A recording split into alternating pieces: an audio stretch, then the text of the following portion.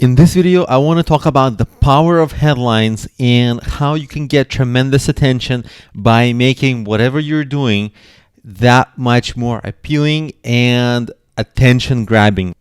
This video is brought to you by Abi Pies Academy. When your headlines are attention grabbing, you're going to get whatever you do. If it's a press release, a blog post, journalist pitch, whatever you do, you're going to get a lot more clicks on it.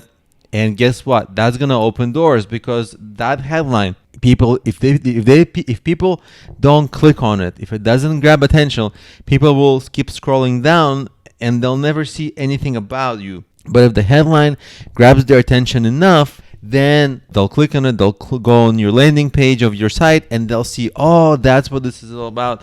And then you'll have a chance to convert them into maybe a client, or if they're a journalist, maybe they'll write a story about you.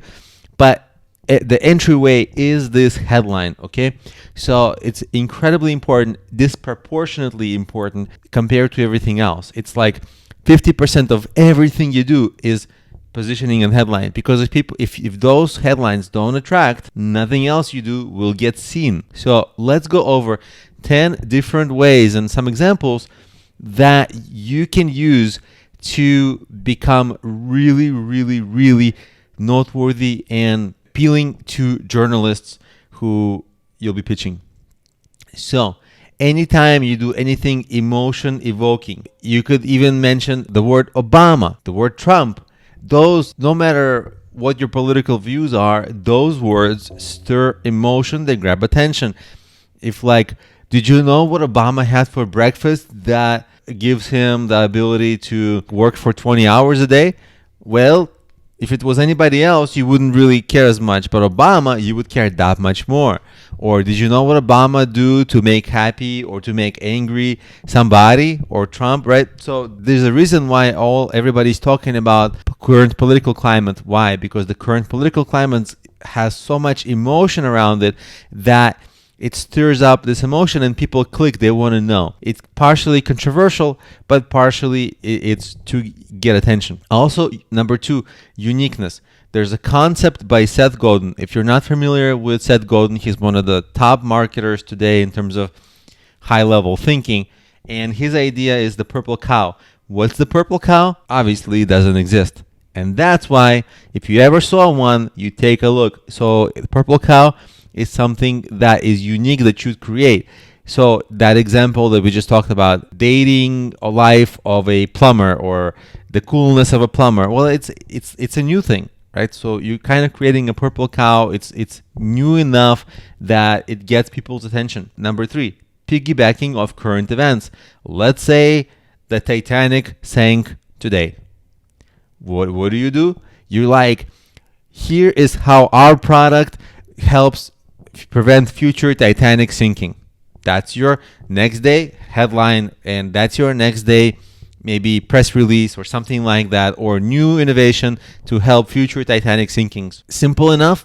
You can spin almost anything, and it's piggybacking off of things that are currently in the news. And guess what? Journalists are looking to write about things that are currently in the news, especially, let's say the Titanic sank today. Tomorrow it will be all the direct headlines, everybody who drowned, all that. The day after will be like the secondary headline. The uncle of somebody who drowned said this and that. And the next day, journalists would run out of stories. And it's perfect because you're giving them a new angle, new story.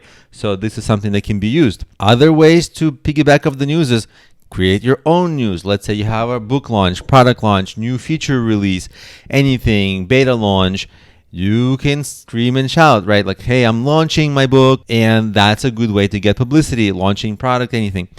Giving to charity. You can say, we're starting from now, we're giving to XYZ charity, and you can even pick it strategically, because you can pick, let's say, we're donating to hospitals. But if your business is something related to medicine, that's a good charity, because it's related, and the medical industry news publications and blogs will more readily pick that up. Also, something that's really good to getting news, case studies. Case studies are very good at, they're deceiving, right? They're just one instance in a sea of instances.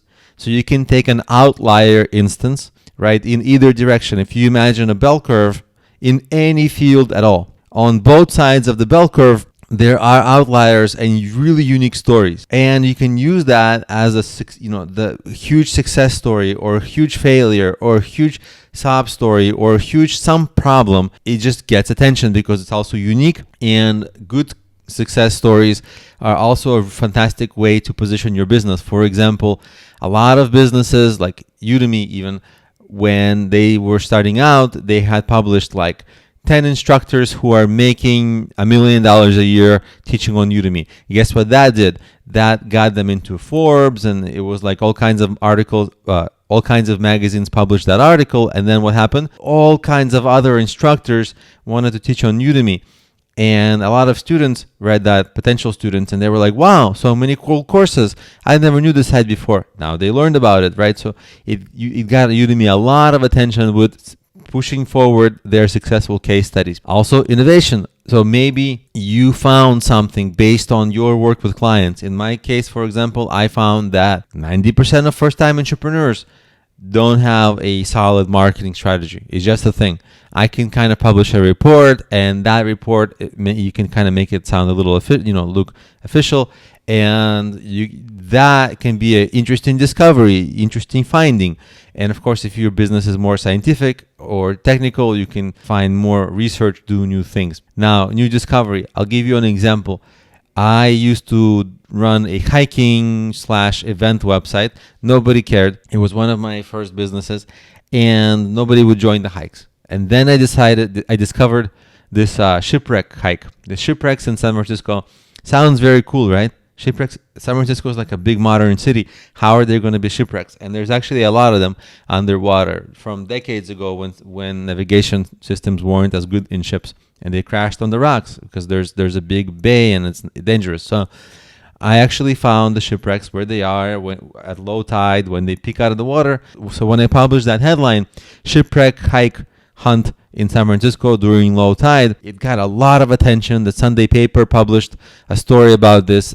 I got tremendous attention from that story. And I think thousands of people ended up seeing it, and hundreds actually ended up joining me on my hikes. So you can see how basically something like that does it. And sometimes when you get to a milestone, so like let's say you serve food to the poor, and you get to a point where 1 million people have been served, 1 million people have given, or 1 million meals have been served, or something like that. That's a fantastic story. Really good attention-grabbing number there. A feel-good story, good for journalists, good for your business. And then lastly, there's this example of an industry report like the Corcoran report. Barbara Corcoran from the Shark Tank, one of the ways she stood out in the very beginning was she started publishing this real estate in New York report. It started getting picked up because everybody started referencing it. It started sounding official, and it started getting quoted in the New York Times or whatever. Of course, that industry report was one of a kind. Nobody else was publishing an industry report. So journalists really picked it up and ran with it. So these are 10 ways to really, really, really stand out a lot. As you exercise, try all 10 of these to apply it to your business. And of course, many of them won't really make sense or many won't work, but at least it will get you thinking in the right direction. And maybe like a month from now, some brilliant idea will hit you that wouldn't have otherwise hit you because you've done this. And you'll be like, oh my God, this is it. And then that's going to be the thing that's going to get you amazing attention.